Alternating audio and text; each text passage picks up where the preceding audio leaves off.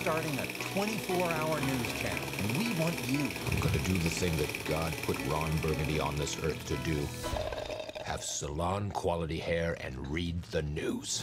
Welcome again to another episode of REELS. Today we're going to talk about Anchorman 2. The legend of Ron Burgundy continues. Okay. I really enjoyed it. I thought it was really funny. I thought, however, that it was maybe not quite the same as the first one. But I will say that it took me a while to get there with the first one after several viewings. That's I think true. the same thing will happen here. What do you think about that? What do I think about that? What do you? Well, on that topic of the, it's really kind of unfair when you've had a decade to let the first Anchorman kind of simmer. I mean, like, I don't know that anybody thought that Anchorman was going to be this movie that it's like, that, 10 years later people are still quoting and is this the, like, iconic thing, I think when they made Anchorman, they were just like, let's just make a goofy movie about some news people. It kind of set the bar for like the Judd Apatow, these kinds of comedies. Right. And it took a while for it to simmer, like you say. Overall, I enjoyed it. I laughed the whole time, so it did its job. I appreciated the nods to the original movie. I liked that they kind of had a lot of original stuff too that kind of went off the deep end at some points. And, time will tell if it becomes a classic. My guess probably not, but, The hype for this movie, I don't think there was any way that it could have met people's expectations. Like, and also, not to mention, the sheer amount of advertising for this movie. I have never seen it for, like, almost any movie ever. Not to mention just a comedy. Ron Burgundy was everywhere. He was on SportsCenter. He was in car commercials. Some of the best material to come out of this movie is in those Dodge commercials. Yeah, Those I mean, hilarious. it wasn't even actually in the movie. And that also brings up another point, is I heard that they had, like, 4 hours of footage in the initial cut of this movie. Yeah. And it definitely feels like, with the final edit, that there's a lot of, like, ups and then there's a lot of downs. There's a lot of stretches where there's not as much comedy. It's more just kind of the story progressing, which, I mean, I guess that's okay, but I don't need a movie. I don't need a story in Anchorman, especially with the ending. You would think there was no story to that. Well, I mean, it really is kind of the same story as the first. He's on top, and then he falls, and then he has to build himself back up. Yeah. Why do we fall, Bruce? So we can anchor, man. Get out. Sean, save us. No, you dug this hole. You have to get out. Yeah, I agree. I mean, I thought it was funny. I thought it was the first and third acts were much better than the second. And the middle of the movie just felt like the long stretches, like you're talking about, it just wasn't as funny. But also, I didn't really care. What was he trying to do? Like, he was kind of a jerk. They were all jerks, and I don't care what's going on. At least if you're gonna be jerks, be funny jerks. But they weren't even that funny. But the first half and in the second half, the first act and the third act were hilarious, just because it was so. I gotta say, it's one of the stupidest movies.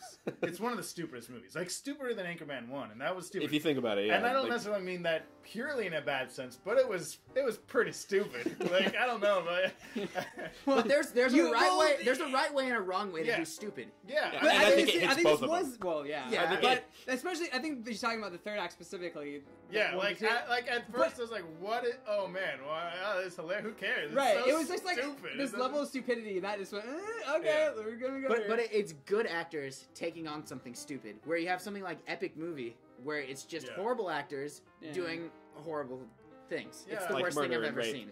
And the thing is that with any good comedy, it still has to be a good movie first before it's a good. I'm not necessarily saying this was excellent or anything, but it still has to hit all the other beats of character and story. And I think for me, the parts that have failed in that are where the parts that have failed as a comedy too, in the middle of the part, and the characters. Well, that's a good point about the second act that you're talking about. There was a lot of the part where they were doing story stuff, but they were also doing a lot more than I expected them to do. I don't know if you guys thought that was weird with like the whole message. Yeah, that was unexpected. About the cynicism behind news and how it's all about entertainment now. Evolved into what it is I thought now. that was interesting. I thought it was very interesting. But that for me was the only thing that was keeping me going through the second act of that movie. Right. Yeah, that part was interesting. The comedy dropped off. But the comedy dropped off. It was just like, and the antagonist. I mean, ultimately he's his own antagonist, but there was like the bad guy wasn't gonna. There was a good bad guy. Vince Vaughn was better than I thought, right. And I really like James Marsden, but I thought he was kind of one joke, and that's right. That was resolved by the first act. Yeah, pretty much. So I think in a way, Ron Burgundy was his own antagonist in this movie. I mean, exactly. which I think for his entire life, that will be the flaw of Ron Burgundy. He's going to get himself into horrible situations, but because he's Ron Burgundy, he'll find a way out. I mean, the funny thing too is that Ron Burgundy, as much as I do like the movies and the first one, I still don't know why that character is so beloved. I don't even think it's one of Will Ferrell's greatest characters. No, it's just a guy who talks like I can't even do it. Maybe that's why it's so good. But I have to say, I think is he stupid sometimes, but the not name really. the name just like sticks with you. That Ron Burgundy. He hits this like mark of like this benign like stupidity, but also charm. Like stay classy. What is it? That is literally means nothing. I suppose, but if you analyze, but at the same time, it's like. Yeah, that really sticks with you. That's what Ron Burgundy is. He doesn't mean anything. He's just a big. He just sticks with you. I mean, I think if nothing else, it embodies a lot of what the news media is. Right. It's like it doesn't mean anything. We're gonna be very cool. Sean, you've come to a revelation. It's all a liberal media press. Cut it! Oh no! Okay, so Ryan, to sum it up. No, I think we all agree. We all loved it very much. First and third act, very, very strong. Second act had us kind of mystified a little bit as far as where the movie was taking us, but ultimately it took us to a hilarious, terrible location.